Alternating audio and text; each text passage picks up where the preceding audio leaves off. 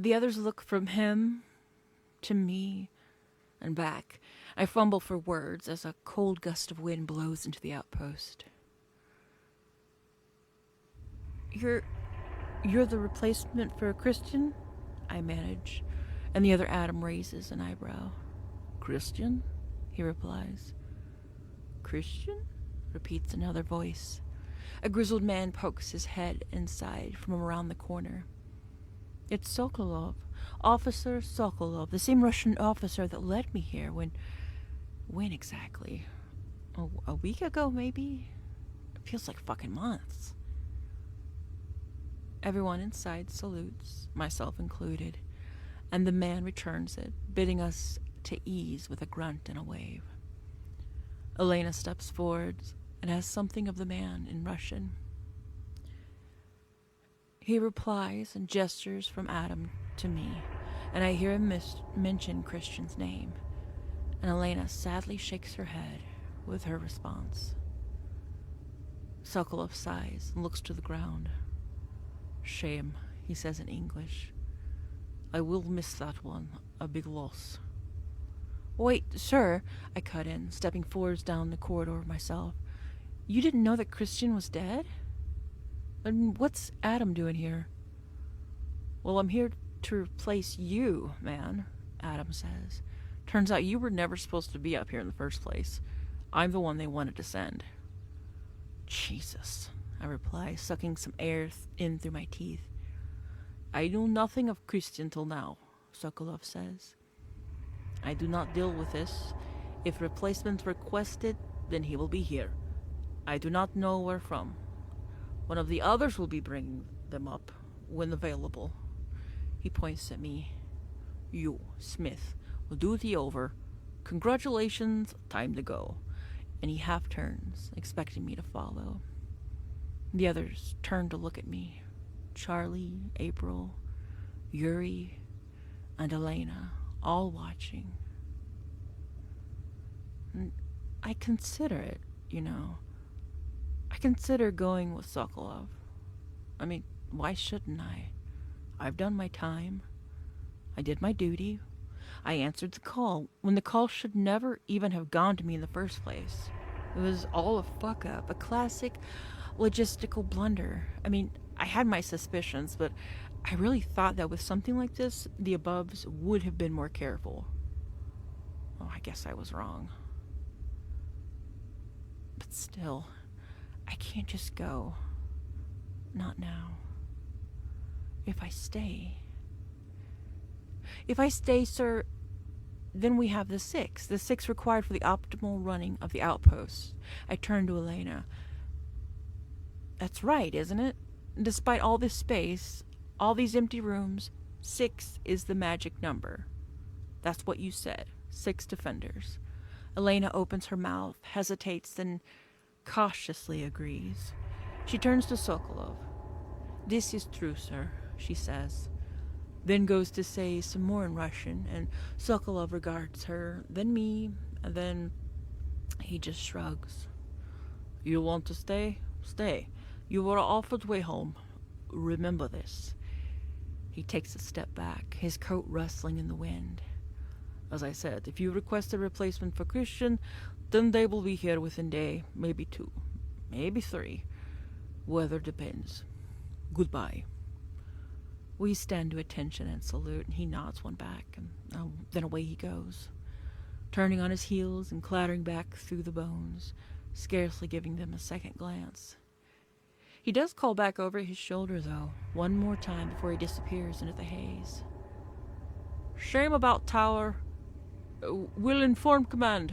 Hopefully fixed by end of this quarter. And that's that. I can just make out his silhouette, clambering over the little wall that surrounds the outpost. And then he vanishes, leaving the 6 of us in the open gate of the outpost. Adam Smith looks between us, perhaps catching a glimpse of the exhaustion, the ever-flickering, quietly burning fear that now shimmers in all our eyes. He looks down again at the bones and swallows. So, would anyone care to explain this situation to a newbie like myself? He asks with a weak, dry laugh. No one laughs with him, and the man is led grimly through the outpost and into the hexagon. We sit in silence for a while as Adam eats from a can of Russian meat mush of some kind. His chewing and the occasional hiss of a pipe in the walls are the only sounds. Snow falls slowly and silently beyond the glass. Adam keeps opening his mouth as if to speak, then deciding against it, choosing instead to simply shovel in more meat mush, unsure if he actually wants any answers or if he'd prefer to live for a little longer in blissful ignorance. At last, he can stand it no longer, and he turns in his seat to face me. Adam, what's going on, man? What the hell happens here? Russians and Americans together? What's the deal with that? Russians and Americans together. Yes, that too is my first concern when I arrived here. I scarcely even considered this international anomaly at all now. Compared to the surreal, nightmarish nonsense that is thrown at us here on the regular, the fact that we're working with the army of the Russian Federation barely even registers as a flickering in my thought processes. I'm gonna level with you, man, I tell him, breaking the unofficial seal my comrades and I have been keeping. This place is dangerous. We fight demons here. Adam laughs, and as before, no one joins him. I stare at him, blank-faced. You're kidding, right? He asks. Demons? Come on, man. Are you religious, Adam? I ask him. I don't think I've ever asked you before. Well, no, he says in response. No, not really. You will be. April, Charlie, and I all murmur in unison. Demons? Is this a joke? Adam stands up angrily. Stop fucking around. Do you have any idea what I had to go through to get here? Our helicopter nearly crashed in a damn storm. Elena herself rises to her feet. The other Adam is a little taller than myself, but she stands higher than even he, and I can feel the second-hand frost of her Arctic glare boring into this newcomer. Americanets, she mutters, glancing over at Yuri. Yuri, however, says nothing. To my great interest, he simply looks down to the floor. I catch a fleeting scowl on Elena's face, maybe even a touch of concern, perhaps? But she lets it go. Adam takes a step back, awkwardly, then strides over to me. He gets right up in my face, though I don't flinch. Adam, he says desperately. Come on, what the hell is this? Demons? We're not fighting demons. That's a fucking joke. What are we doing here? I pause. You know what? Maybe you're right, Adam. Maybe we aren't fighting demons at all. Perhaps you should be addressing your questions to Elena here instead. I look over to her, my gaze heavy, and I know that she can feel its weight. And the snow falls, and the tension in the room tightens somewhat. April stares at me. I can see her in the corner of my eye. Her lips remain sealed, but the meaning behind her paranoid expression is clear. Adam, it says, are you sure about this? If we confront her directly, there might be no going back. We don't know what she's capable of. The blood in my body begins to chill considerably as Elena's eyes bore back into mine. Her mouth twitches, and it pulls that scar grotesquely across her cheeks. I stand up. Elena, it's time to share with us what you've been hiding. I simply don't know what we're fighting anymore. I'm realizing that I never really did. Please just tell us the truth. What are we fighting? Why have you dedicated yourself so wholeheartedly to this outpost? Why 6? Why 6 people only? And who are you? April asks in a quiet, almost imperceptible voice. I do not know what you're talking about, Elena replies levelly, all eyes fixed on the woman as the wind blows with a sudden, renewed force behind the walls. The snow is whipped into a frenzy. We don't have long to go till nightfall now, chaps, Charlie mutters. He remains seated at the back of the room, but, as with us all, his eyes are on Elena. Elena, come on. You know something. It's obvious. Just share with the group, and we can all move on. I don't have time for this, Elena mutters. She turns to take her leave. She finds herself blocked, however. Yuri, having risen from his seat, has stepped in her way, blocking her path from the room. This is ridiculous, she says, then points at Yuri and barks something in Russian. Yuri shakes his head, his hands by his sides. Elena scoffs and tries to go for another exit. And this time, she is blocked by Charlie, likewise rising up from his seat to stand in her way. You people are crazy! We defend outposts! That is our job! With a sudden and surprising sob of anguish, Elena reaches down to her belt, to her gun, perhaps? Maybe not, but every single person in the room catches the motion, and before Elena's hand reaches her waist, 4 weapons are drawn, cocked, and aimed directly at her. Whoa, Jesus, what the... Adam begins, but his surprise is lost beneath the shouting. Elena's face crackles with fury, in an almost palpable electricity, a current running between the 6 of us. Yuri! She shouts into the man's face, her forehead thudding against the butt of the rifle. Let me pass. How could you do this to your own comrade? Her words blur into Russian, rife with expletives. Sweat buds on my forehead and leaks into little trickles down my neck. Elena swivels to face me, and the sweat freezes against my skin. Elena, stand down, I mutter. I'm sorry, I don't want to shoot you, obviously. Elena strides toward me, and I raise the gun higher, stumbling in retreat, shouting now, Elena, stop! Stop now, or I will shoot! She hesitates, bares her teeth at me. I don't know the answers. I know nothing. I guard outposts like you all. Yuri tuts and shakes his head. He grunts under his breath. Elena responds to this with a sharp 180, pulling back her fist and smashing it into Yuri's nose. Blood spatters against the wall, and Yuri scrambles backwards, shaking his rifle in Elena's face and shouting at her in loud, very angry Russian. We're all shouting again now, but Elena pays it no mind.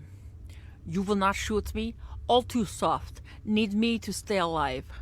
Regardless. Kill me and all die. Why? I ask her, pleading in my voice. Why, Elena? Why do we need you to stay alive? What are you to this place?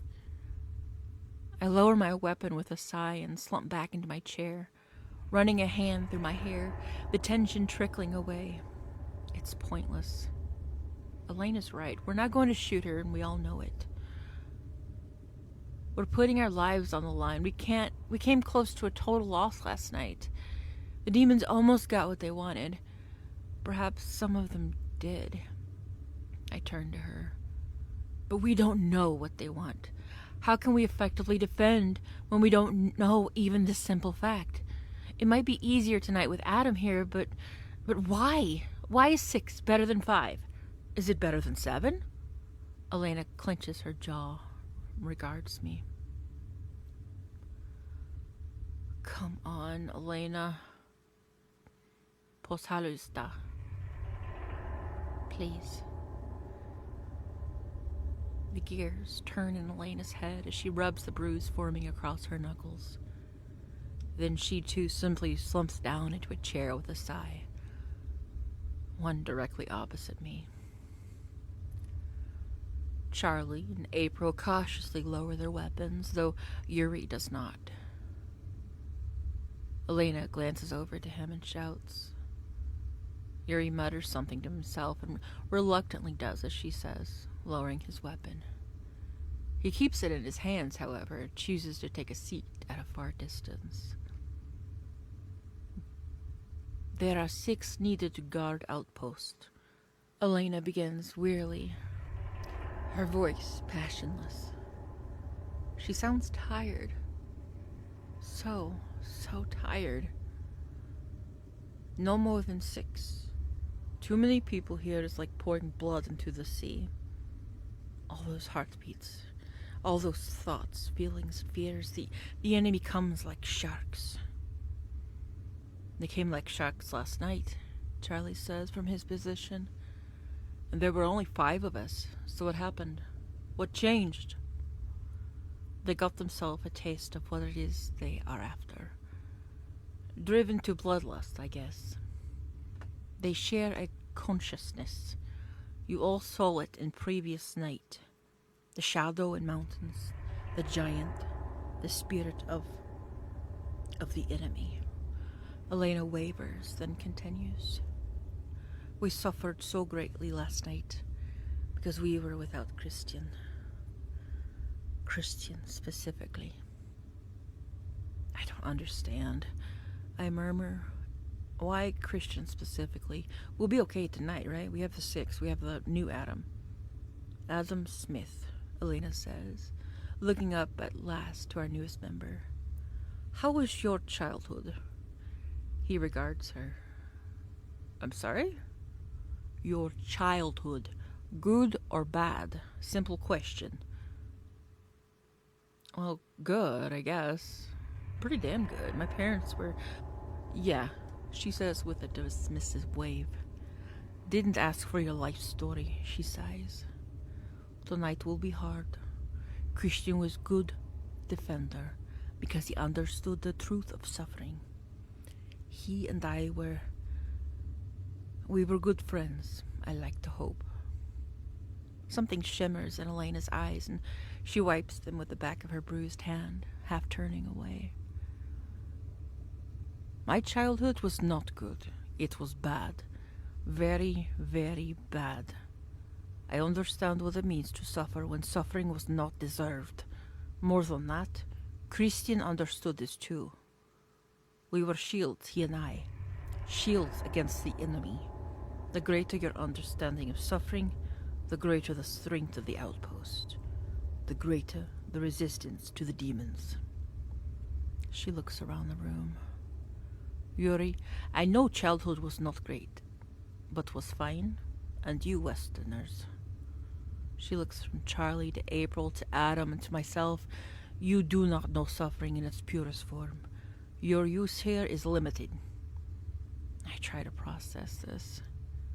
But I thought we had spiritual resistance or whatever. The ley lines are real. The supernatural resistance real. That is why you are here. But even despite this, your use is limited. So why didn't Command just send soldiers with shit childhoods then? April asks. Why don't our governments just send people with awful upbringing? Because, Elena cuts in angrily, they do not know. No one knows. Except I know. Christian knew. And now all of you know too, and you must keep it a secret. You must.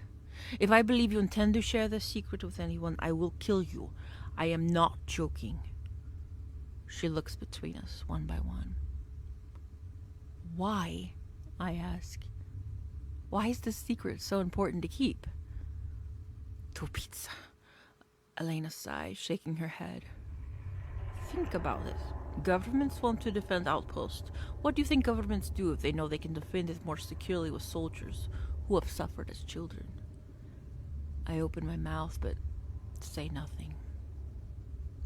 Elena continues. Government will create these soldiers. They already send soldiers from the ley lines. If they know they will be better soldiers for having suffered, they will take them, and they will make them suffer. And I will not allow this. Never. Never, ever. No one will suffer like I did. No one will go through what I had to go through. They wouldn't, April murmurs. No government would do such a thing.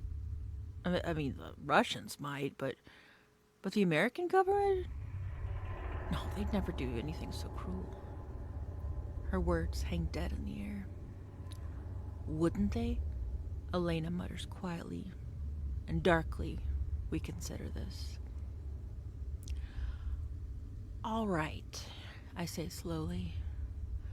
So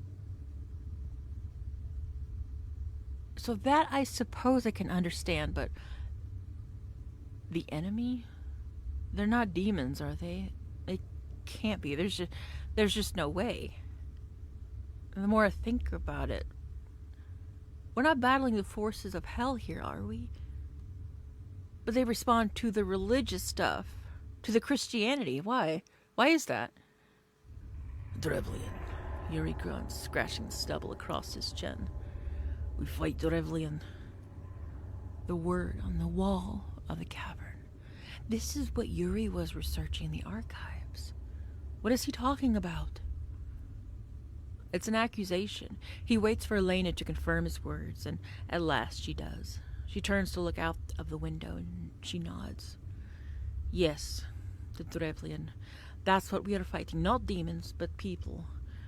A race of people called the Drevlian. They were all destroyed 1,000 years ago. A name lost in time. They became slowly the Drevils, the devils, and then simply demons.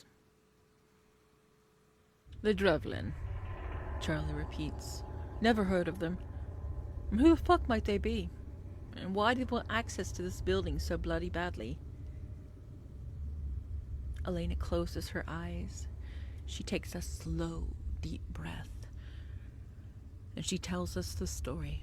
She tells us the story of the Drevlian and of Olga of Kiev, the woman in the painting. The Drevlian were, so she says, an ancient race of people who lived in what is now Eastern Europe over 1,000 years ago. Vaguely Slavic in ethnicity, with their own customs, stories, aspirations, and anthems. Elena believes the song we hear across the mountains at night to be the song of the Drevlian people. A man named Oleg of the Rus led the dominant nation in the region at the time, and the Drevlians, amongst other tribes and people of Eastern Europe, were expected to pay tribute and swear to him their loyalty, an oath of service in exchange for Oleg's defenses. Upon Oleg's death, however, the Drevlian lords changed their minds. At a midnight council, in the midst of a snowstorm, it was decided that they would abandon the other peoples and choose to immediately halt their tribute and all promise of fealty.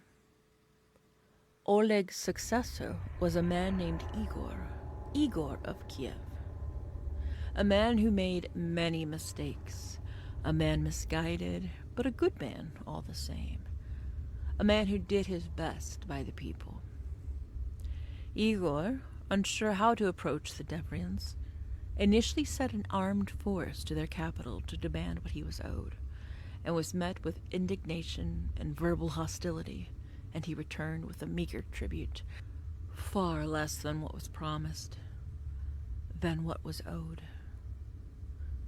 Not wanting to escalate matters any further, Igor, for his second attempt, traveled to the wintry home of the Drevlians himself to speak to their leaders personally and to fix what he hoped was little more than a frayed thread of diplomacy. Elena pauses for a moment as she reaches this part. She swallows and rubs her throat.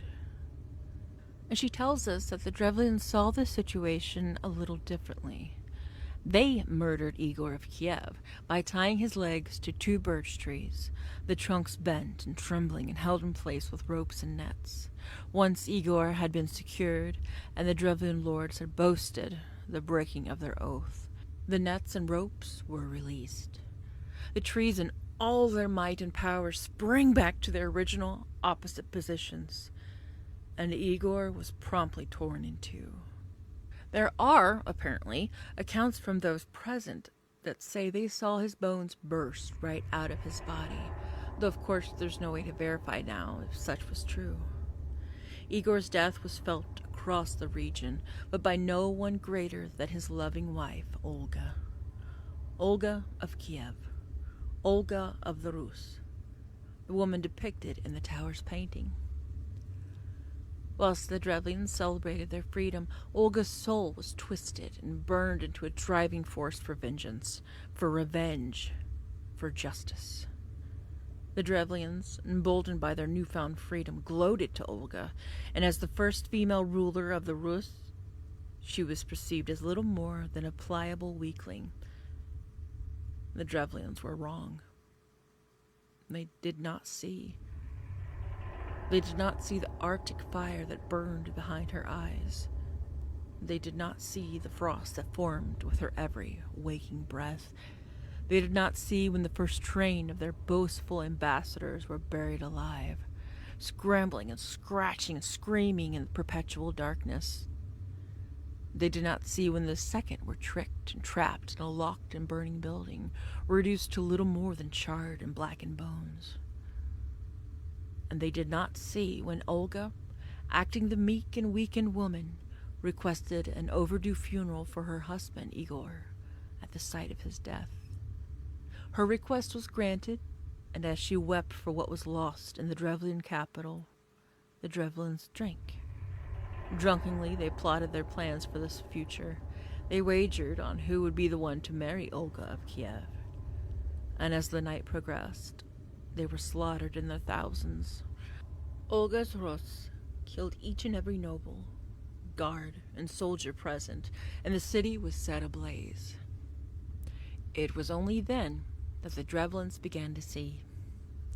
Rus enforcements circled around and pushed their enemy easy, and one by one the cities of the Drevlian were razed.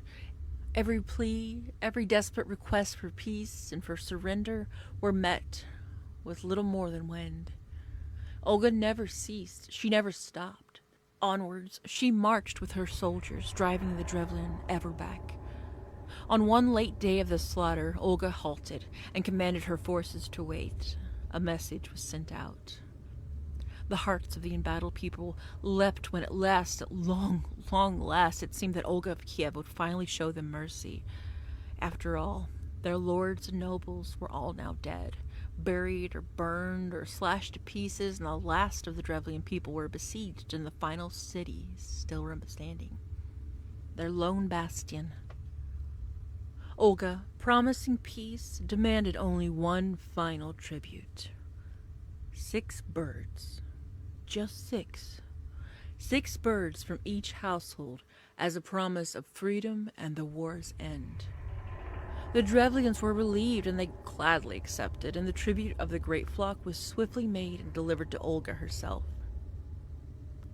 Olga had no intention of forgiving the Drevlian, however. As she stood amongst this host of birds, she commanded her soldiers to attach to each and every one a string of sulfur and rags of cloth. Then, when the sun set that day, the sulfur was set alight, and the birds were released. The orange of the glow was said to shine in Olga's eyes as the sky began to sparkle with 100,000 embers. The birds did as Olga knew they would. They returned to their homes, to their nests, in the rafters and roofs of the houses and buildings of the Drevlians, and all at once the wood began to burst into flame. The city was a burning wreck within the hour, and there was nothing its inhabitants could do but run, to flee yet further still. They were chased by Olga's soldiers for hundreds and hundreds of miles east, way across the wastes. And there, at the base of the Ural Mountains, where they could go no further, they banded together, the Drevlians, for one desperate final stand. They were the men still standing. They were the women. They were the children. They were the elderly. They were not warriors or fighters, but they still numbered over 100,000, and in those final hours they all felt the end, and they all prepared to fight, as only one backed into a corner truly can. They still had their hope. Olga, however, did not plan to fight. She would not accept a single further drop of Rus blood being spilled for these demons. And so, as the Drevlians were steadily encircled, it came to pass that she burst from the shadows behind them atop a rocky hill, her cross in hand, and shining in the reflection of the fire, her soldiers blazed in the darkness. Her robes whipped about her body in the growing windstorm as she stood defiant as she began to chant, as she raised that cross up high, and then in the name of her God, she swore to tear the Drevlian souls right out of their bodies, to tear them to pieces as they had torn apart her beloved. She roared with a power the Drevlians had not yet seen.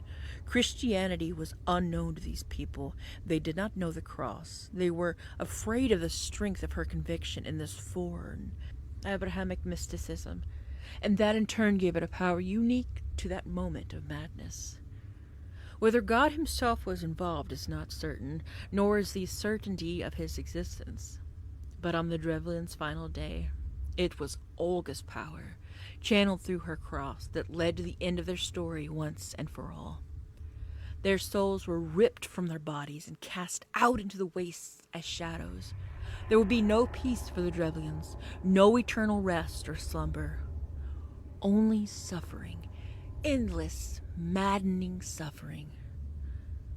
The only material substance that was left of the Drevlian people were soulless bodies of a rock-like, chalky crust, and these husks were carried one by one, way up through the cracks of the mountains, where they were sealed away in a dark, deep, near unreachable cavern.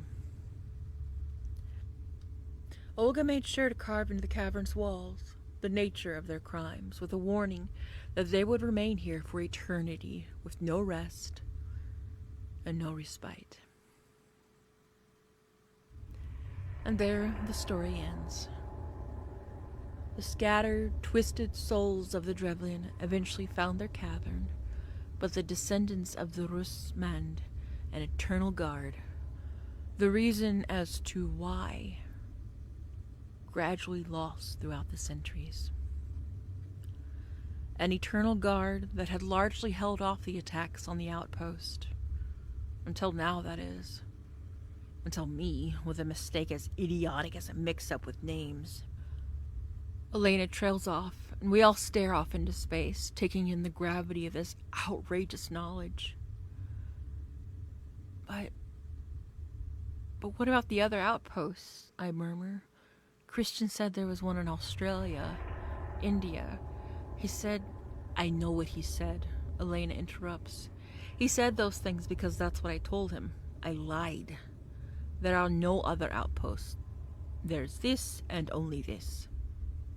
There are no other outposts. It's just this one then, just us 6 alone in the mountains. Adam and I were born in the same place, I say out loud, giving voice to another thought that's been nagging at me. We were both born on the same ley line. Our supernatural resistance should be the same, no? So why has shit hit the fan only recently? Elena snorts. I told you this at the beginning. You are not like the others. You are childish and immature. You simply have a dangerous personality. You are type to bring chaos and calamity wherever you go. You have not suffered, Adam, and are still too soft for this outpost. Only takas of ploch, Yuri mutters under his breath. Elena shoots him a look. I think in that moment about my brother, about his death 10 years ago. I push aside the false voice that the demon, the Drevlian, eased into my head, and I remember my brother's true voice, his presence, his warmth. I've done my share of suffering, Elena, I say quietly, but thanks. Still, Maybe things would have been different if the correct Adam had been set in my place. Maybe Christian would still be alive. Maybe the tower would be undamaged. Maybe the cavern beneath us would still be sealed away. I guess we'll never know now. So why the hell are we doing this?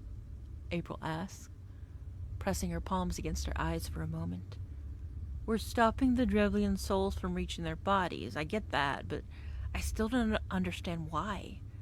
Why don't we just let them return? Let this whole thing end. Be done with it once and for all. And no one will need to stay in this outpost. It can be decommissioned. For one simple reason, Elena replies. If a Drevlian soul returns to the body from which they are separated, they are flooded in an instant with 1,000 years of hatred, of bitter rage, anguish. A being is not meant to exist for so long. Returned to material world, they will find themselves displaced, out of sync. They are dangerous and violent and brimming with latent spiritual power. If Drevlians successfully enter the outpost, breach cavern, find bodies, that is over 100,000 angry, mind-broken monsters released into world. Bloodshed will return. Cycle of hatred will continue. She rises to a stand. I get the sense her speech is drawing to a close. It's getting darker anyway. Not much time left now. Night will be falling soon, and the new Adam still doesn't really have a clue what's going to happen. I stay here in this outpost because my presence here is greatest shield outpost could ever ask for. And second, to right the sins of the past. Olga's fury, back then, caused terrible pain and trauma to this part of the world. The story of the Drevlians is brutal, sad, complex, but if those souls return to the bodies, the terror unleashed on further innocence will be shilatso, iron in its brutality. But that's not right, April replies, standing up herself. These people, the Drevlians, these were innocents they were torn from their bodies. That's what you said. Souls left suffering for 1,000 years. That's not right. Who are we to stand in the way of allowing them to return to their bodies for a final chance at peace? And there, Elena says, raising her hand in a half point, is why I keep secret. Easier to battle demon than Drevlian. Less moral compass dilemma. Fucking hell, Chari says with a sigh. This is some heavy, heavy shit. Jesus. Something inside April snaps. She strides forward, shouts directly into Elena's face. Are you her, Elena? She says. Are you Olga of Kiev? My first instinct is to snort in surprise. The question is ridiculous. But as the question settles in my mind, I take another look at Elena. I conjure up an image of the painting, and I try to place them side by side. No. Surely not. Surely not. You know everything about her, April says, and I notice she is trembling. You look like the woman in the painting, though. She doesn't have that scar. And you've been here a long time, haven't you, Elena? A long, long time. Decades at the least. You're Olga, and you're trapped here now, trapped in this outpost, in a web of your own making. Elena stares at April, and then she laughs. The sound is bright and clear, and we watch in shock and cautious amusement as she laughs and laughs and laughs, doubling over a little as she does so. You are kidding, she says, her face displaying a grin I've never seen her wear before. Joke. You think I am a woman who died thousands years ago. April falters and takes a step back. She flushes. But, well, I thought Americans are so funny. This is crazy. Elena snorts and wipes the corner of her eye. I am not Olga, April. April clenches her fist. She strides from the hexagon and into the little side room she showed me several days ago. I heard her rummaging and the clatter of something being knocked from the wall, and she returns a moment later with a framed photograph in her hand. I recognize it as the one with SGH 1987 written on the back. I'd almost forgotten about it. She flips it, undoes the clips, and slides the picture out from the frame. She holds it up to Elena's face. Explain this, then. You see what's been written on the back of this picture? SGH 1987. Who is SGH? And how is there a picture of you at this outpost from 1987? You scarcely look any different at all. How is that possible? Elena's grin fades from her face and she shakes her head with a sigh, her eyebrows furrowed. This is sad, April. You are smarter than this. She takes the photograph and points to the letters and numbers written here. What does this say, April? SGH, April replies. 1987? Elena shakes her head. No. Wrong. It says SGH I-987. This photo is not from decades ago. It was taken in 2015. April's confidence trickles away. What? But you know Samsung Galaxy, April? Samsung Galaxy tablets? Yeah, I guess. Elena thrusts the picture back into April's hands. The photo was taken with Samsung Galaxy SGH I-987. This is brand of device, not date or initials. April's face burns bright red as she chews her lip in thought. I too consider this development. The brand of the phone that took the picture, is that all it was? It seems almost too stupid to be true. But then again, what the hell do I know? Nothing, apparently. Not a damn thing. And regardless, thinking time is up. It would seem. The shadows deepen, and before long the sun will set. It's time to get to our stations. What are we going to do about the tower? I ask. It's weaponless, and we've broken the rule. No one's been in the thing for hours. We have no choice but to abandon it, Elena replies. We will have to survive the night without it. Everyone to your stations. Adam Smith, you go with old Adam Smith. Defend the outpost. Rule number 1, do not allow enemy into outpost. Do not allow enemy into the outpost. And away she goes. No one tries to block her this time. Still reeling from the info drops, heavy with the weight of our newfound knowledge. One by one we depart from our stations. April drops a small, shining silver cross into Adam's hand before she goes. Charlie gives the man a nod and wishes him well. Yuri says nothing to anyone, vanishing silently down a corridor, bringing a cigarette up to his mouth before he disappears completely around a corner. Come on, man, I say to Adam. I guess you're with me tonight. So away we go, up and into the snow, to our station. Doing our duty. Manning the amalgamated weapons to keep away the intruders, the fire and the darkness. Keeping the Drevlians trapped in their eternal cycle of darkness, despair, and destruction. Armed with Bibles, using these holy books as weapons, as Olga of Kiev did herself 1,000 years ago, defending the outpost, as we're all tasked with doing, as Americans, as Russians, as soldiers. And the sun sets. The anthem of the Drevlians begins to play quietly at first, floating note by note across the mountains, as thoughts within thoughts swirl as a maelstrom across the turmoil of my mind.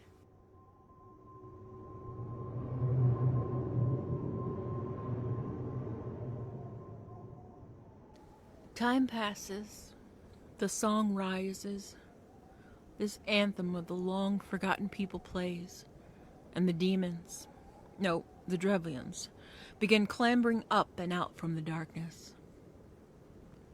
Adam Smith watches in abject horror as the hordes are sent crawling up the mountainside and towards the outpost. I call out the arrival of the enemy to my comrades, and the first beam is fired. As with every night previous, the battle begins to rage. Bones are sent bursting with clouds of smoke and fire as the beams are cast in all directions, tearing through the shadows like blades through the skin. Snow falls, the mist gather. My muscles ripple and burn with the strain as electricity crackles with the frost in the icy air. I task Adam Smith with reading aloud from the Bible. As with myself, he falters initially, but he gets the hang of it pretty damned quick. He bellows like a preacher out and into the wind, and his voice is carried out into the night. To the Drevlians, his words must come as a painful, torturous echo of the night they were lost. My heart goes out to them. It really does. But if Elena tells the truth, if these people become monsters the minute they return to their bodies, then is what I'm doing right now the greater good? Or am I just trying to justify this madness to myself? I am no longer certain that what I am doing is right. I hammer the weapon down with a mechanical thud, and I send a screaming beam down directly below, tearing through a Drevlian with his hand outstretched towards me. Its charred and blackened bones are sent flying in all directions. Movement in the night to my left bids me turn my head, and amidst the mist and fog of the night, I see him again. That enormous man made of shadow between the peaks. The spirit of the Drevlian personified. And with his arrival, the hordes of the enemy are renewed. Thick and fast they approach, hungry for their prize down in the cavern beneath the outpost. I stare at the great shadowy spirit, willing him to turn and face me, and with a slow, measured turn of his head, he does so. His eyes of silver lock with mine, and I hear his voice in my head. You know, don't you, Adam? I see it now in your head. You have learned the truth. You know our story, and still you fight. Why? Do you think we don't feel pain when you burn our people to ash upon the mountainside? Rule 2, I remember. Do not engage verbally with the enemy. And as planned, I ignore this rule. I respond, and I ask my question. It's true, isn't it? I whisper. And at once a great surge of demons adjust their course and clamber directly towards me. It makes no matter. I drop a device that you reconstructed for me, a bomb of some sort that sends sparks of light spiraling in all directions as it disappears down into the darkness below. You are what's left of the Drevlian, and if you reach what you are so desperate for, then you'll only bring havoc and chaos and further pain to the world. I grit my teeth and bring the beam round in an arc. Adam Smith is forced to shield his eyes as the rock below is burnt temporarily white with the glare. I'm sorry. I really, really am. But I've had no time to think. I don't know what the best course of action is in the long term. But for now, I can't stay back and allow you entry into this outpost. I cannot allow you to return. Please forgive me. The guilt comes and ebbs and flows. It is cold, but not as cold as the bitterness of the night. I clench my jaw and resume my battle, shouting out a verse of my own as the weaponized light intensifies. These are the people that use my brother's voice against me, the voice of my long-dead brother. These are the people that possessed Christian and brought about his death. You are just like her, whispers the spirit. I thought you were different. Perhaps we were wrong. We want an end to this. Just let us be free. Your bodies will remain below this outpost, I mutter back. They must be there for a reason. There must be a reason that they haven't been destroyed. Maybe that knowledge has been lost, or maybe it's just something else that Elena refuses to tell us. But there's nothing I can do now but my duty. I am a soldier, and these are my orders. I am sorry, Drevlian. We will not forgive you for this, Adam. And we will not forget. If all you want is peace, I ask, then why hide the truth from me, from all of us? Why possess Christian and make him a threat? We cannot reveal the truth until someone asks for it, replies the voice. Christian asked. I do not know why, but in reply, I showed him the vision of Olga of Kiev. Unlike you, he saw her face. He saw the hatred there, the hatred for my people. And Christian's heart was filled with nothing but sorrow and compassion. In this moment he was weak, and I possessed him. I took no pleasure in this, but I did what I had to do for my people. Why? I shout out into the night. Adam Smith turns to me in shock, but he keeps reading aloud from his book. He cannot hear the voice. Why would you do that? I turn from the Drevlian horde below and look again at the great shadow with its silvery eyes. It slowly looks down at one of its hands with a sound like the distant rumbling of thunder. Because his hands dig faster than ours, comes the reply. And I could see in my mind's eye the hole that the Drevlians dug with their shadowy fingers in the meeting room floor. You cannot be the spirit of your people, I mutter through clenched teeth. I refuse to believe it. I refuse to believe that the spirit of an entire race could be so callously cruel to trick a man into empathy, then using him and disposing him like a tool. I do not know what you are, but I will not grant you access to this outpost. Not tonight. I lift my head and shout out loud into the night, my voice carrying above the storm. Now, Elena! Now! Fire the weapon! The so-called spirit of the Drevlian, with its attention fixed wholeheartedly on myself, rumbles with that ethereal thunder and shifts its gaze over the roof of the outpost, its silvery eyes shining in the darkness. Its movements, however, as all its movements are, is sluggish, slow, far, far too slow. And from the darkness, Elena, wrapped in robes of black to conceal her position, pulls back hard on two simultaneous handles attached to the colossal gun on the outpost roof. An enormous mechanical crunch echoes out from the gears, and my teeth are set on edge with the sudden ringing. For a second or two it seems as if the very wind itself is sent out in the opposite direction, and the scrambling of each and every Drevlian is halted as the monstrous weapon finally fires. A blast of heat is sent out in an intense circle of energy. I feel it against my skin, and my hair is whipped back from my head as a ring of light appears at the weapon's barrel, and a beam unlike anything I've seen so far explodes out like lightning, crackling and tearing through the night towards the mountains and the mist, and directly through the heart of the great shadow. A twisted, crackling nervous system is briefly illuminated in white across the shadow's form, and it starts to leak out into the air as ink leaks out into water.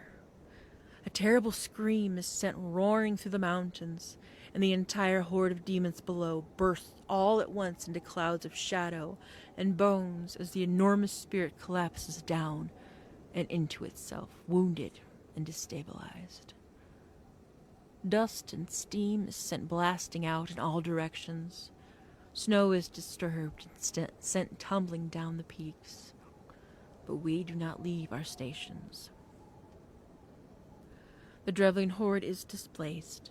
The giant spirit stays hidden away. But after a few hours of interlude, the attackers do return.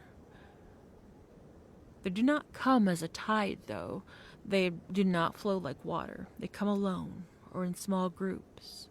Their fight and their power has been taken away, for this night at the least.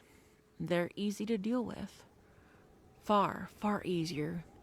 And we continue our battle until the rising of the sun. The outpost successfully defended and kept from even a single breach. I turn to Adam as the sun rises. He is white with shock, eyes wide, his hand shaking. I clap him on the shoulder, the veins in my forearms all popped from the exertion. Good work tonight, man. Good work. Now come on, let's go. It's time to get some sleep. And away we go. My story is drawing to a close now. Just a little more to wrap up. I remained at the outpost for another couple days. I did my duty, and I defended the place as best as I could. The Drevlians did not return in any kind of numbers to equal the night that the tower fell, and I would wager that could be thanks to our successful surprise attack on the spirit itself. If indeed a spirit he actually is, he will be more cautious in the future. I remained at the outpost until Christian's replacement arrived, a woman from Missouri. And since my departure synced up with April's, as scheduled, the two of us headed out together after saying our goodbyes. A hug from Charlie, a handshake from Adam Smith, a muttering nod from Yuri, and even a flicker of what might have been a half smile from Elena. A sad smile, but a smile nonetheless. I still struggle with the morality of my role in the outpost, of what I did between those mountains, whether I was in the right by fighting back against the Drevlian souls, or whether I should have just stood down and allowed them to return to what they craved so desperately. I still think about them, of those cursed, forgotten people, trapped in their endless cycle of desperation. The outpost guardians, likewise trapped in their own cycle of grim and gruesome defense. Constant, ceaseless stress. Night after night, battle after battle on the mountainside. I wonder how far the spirit of the Drevlin would go to achieve his goal. I wonder how far Elena would go to maintain hers. Hell, do the horde of the Drevlian souls even know what they're fighting for anymore? Do tonight's roster of the outpost soldiers, for that matter? It's been months since April and I departed together. Charlie will have left by now. Yuri too, most likely. Not Elena, though. Not Elena. I suppose she's still there, doing her duty. I looked back one final time as we departed the outpost, April and I clambering over the waist-high wall at the edge of the courtyard. And to my surprise, the first thing I noticed was the flags. Upon my arrival, only the Russian flag flew proudly. The others, the American, the British, the Norwegian, the NATO, they were all old and worn, ragged and weather-damaged.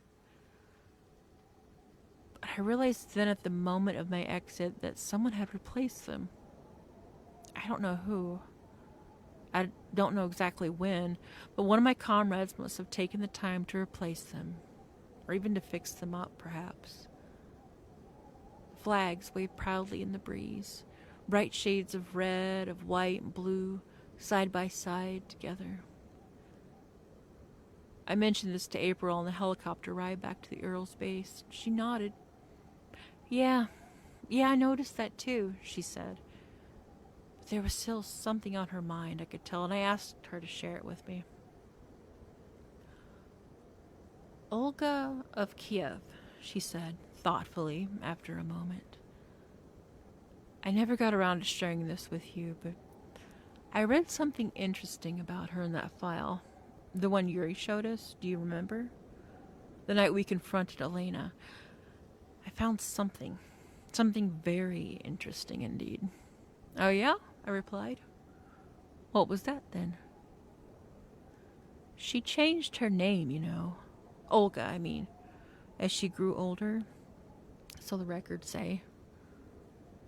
Is that so? I asked her, cautiously.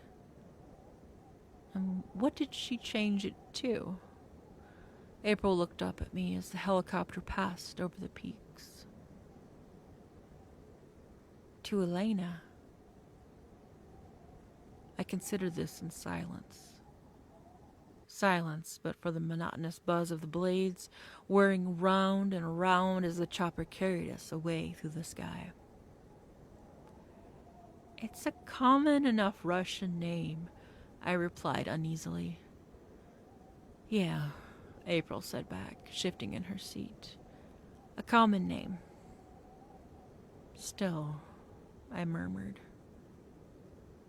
Still, she repeated. And we said nothing further for the rest of the flight. I saw her that night in my dreams. Elena.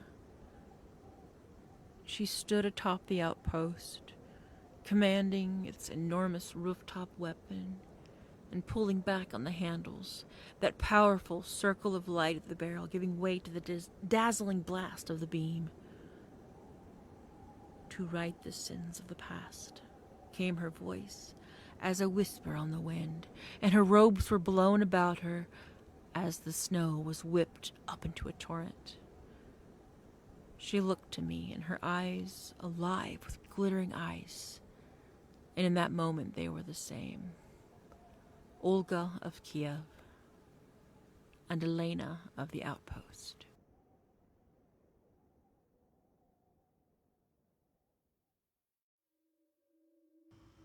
Hello there.